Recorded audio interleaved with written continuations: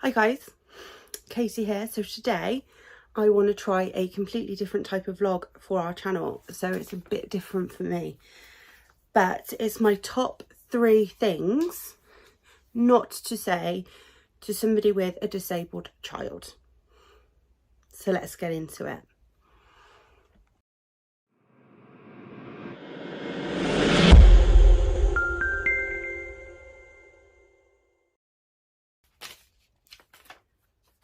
So first up, just remember that they're human beings first. First up is my personal favourite.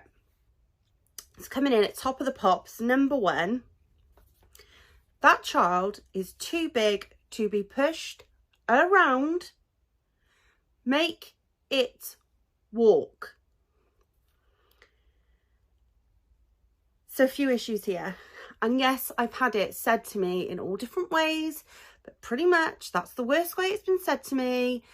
And our daughter now is 10 in a paediatric wheelchair, so a children's wheelchair. She's been in a disability buggy since she was about 3. And she's been told and said this to her. I mean, this is to her face, mind, right in earshot of her. Okay, so you've got to think, how would that make you feel if it was you? 1. And 2, do you not think if I could make her just walk, physically walk, I would? And also, like, saying something so off the cuff like that, not necessarily thinking it. You also don't know how much you're putting that mother down, because you also don't know how hard they're physically working to get that child to actually walk. And it might be that they're autistic and they refuse to. It might be that they've got a condition where they can't. Brain damage from birth takes years to overcome, and it takes years for the brain to actually recover. So there's a lot of recovery time with so much. So yeah, just my advice there is just do not say it, because it is the worst thing and the most upsetting thing you could say to a parent with a disabled child. It really does crush you, and it is so hard some days to get out with the anxiety that you feel anyway. Getting used to having a disabled child, for one, it's a massive learning process. It's a massive curve. You're having to grieve that that child's never going to be normal, and you know, atypical, whatever that looks like, and you're having to grieve the fact that, you know, your life's gone as you know it, and you're now their full-time carer, which is sometimes for a lot of people really hard to take. And a lot of anxiety and a lot of depression comes in with the fight that we have daily just to keep these children alive with medicine, to keep them going, to keep them educated, often in schools, to get them school places. There's so much involved. So yeah, I don't appreciate that being said to me.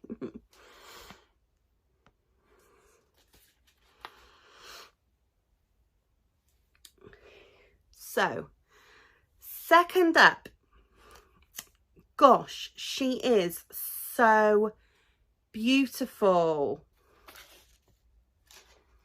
It's such a shame. Oh yeah, that's said to me loads. 1, okay, so if you think my child's beautiful, come up and say to my child, or don't, you're beautiful. And the appropriate thing would be to say, oh, hello, aren't you beautiful? What's your name? And then I can say, oh, her name's Isla. Oh, Isla, that's a pretty name. Nice to meet you, Isla. And then you can say, oh, what condition have you got, Isla?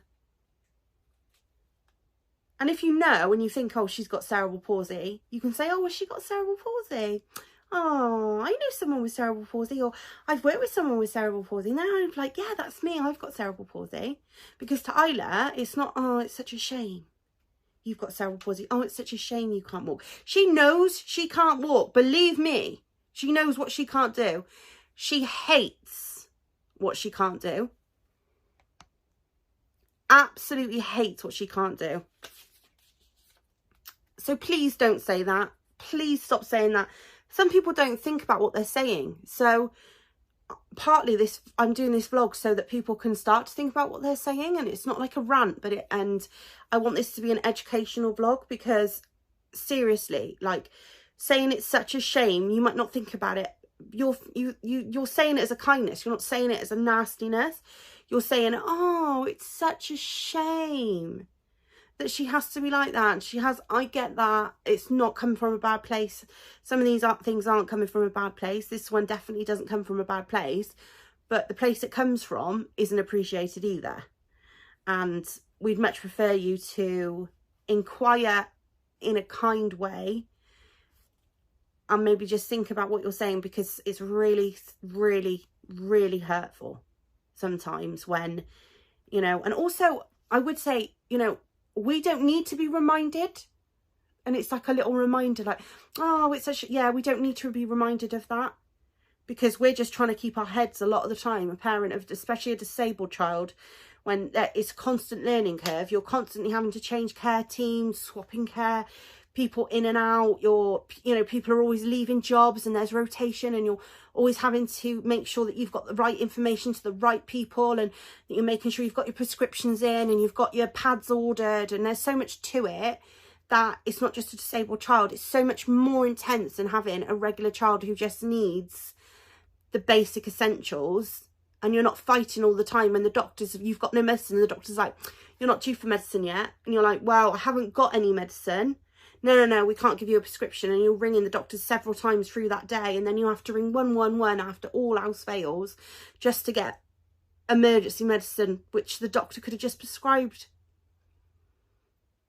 You know, and and that's just one thing that it's just constant, and that's every month. Maybe it's just me, but with the medicine we have constant issues. It's constant issues. Then you have issues with the medicine going out of stock, and you not being able to maybe get a specific brand of the medicine, because another brand of the medicine can make them have seizures, whereas the other brand doesn't. Minefield. And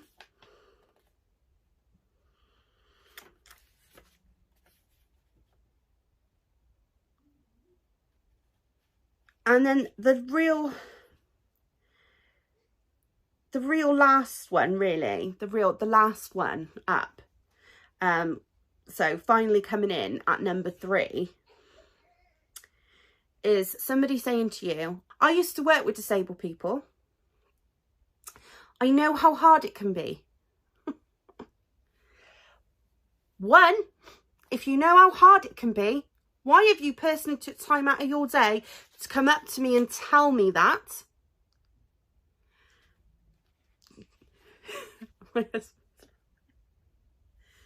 Two, have you any idea how hard it's been for me to get out of the house today? Quite often, you know, I just stay away from town if I've got Isla with me. I just don't bother. Because getting her out of her comfy seat in the house, getting her hoisted into a wheelchair, getting her anchored, like literally opening the boot, getting her in the car, getting her into the car, literally when I say getting her into the car, I mean, you have to literally physically open the tailgate, pull down the ramp, push her in, anchor all 4 points into the car, just to get her into the car. Then she wants to have a drink, and she wants to have a snack, and she wants to make sure she's got her blankets and her coats on and her shoes on and her splints on, and it just goes on and on and on. And often, by the time we've even got to town, it's taken so long to make sure I've got everything sorted, I've got my other son sorted, we're sorted. Some days it's been a rigmarole to get into town for that person, you know, and some days you're just exhausted by the time you even get into town. Now, no, I'm just listing these normal things, but when you've been fighting all week for your child and you do come to a Saturday where you're all together, quite often we would just all flake, because she's been at school all week. I'm knackered from fighting everybody all week, trying to get everything sorted all of the time. I'm thinking, am I back here again arguing with the medicine? It's ridiculous. And it is ridiculous, but it's one of those things you just have to go through.